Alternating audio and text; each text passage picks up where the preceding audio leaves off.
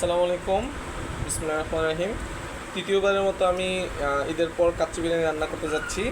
সাথে আছে তোমাদের ম্যাডাম আর আমার মেয়ে সিমরা, ওরাও হেল্প করতেছে। আমরা প্রথমে প্রায় 2 কেজির মতো মাংস নিয়ে নিয়েছি। প্রথমে মাংসটাকে মেরিনেট করব। তো মেরিনেট করার জন্য প্রথমে মাংসটা আমরা ধুয়ে নিয়েছি। তারপরে আমরা আদা, এটা রসুন বাটা আমরা দিব পরিমাণ মতো।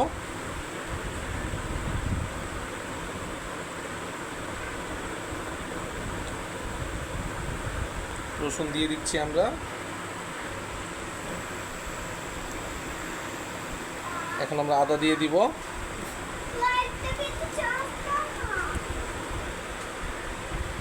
এখন আমরা আদা দিয়ে নিচ্ছি।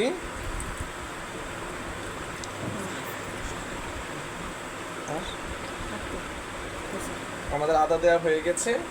এখন আমরা টক দই দিব।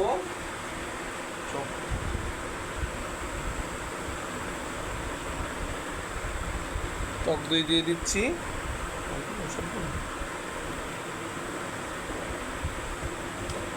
এবার আমরা আমাদের একটা স্পেশাল মশলা, যেটা অবশ্যই কাচ্চি বিরিয়ানির জন্য লাগবে, এটা আমরা দিয়ে দিব। তো এটা পাকিস্তানি মশলাটা নেওয়া হয়েছে, স্বাদটা যেন পাকিস্তানিদের মতো হয় সেজন্যই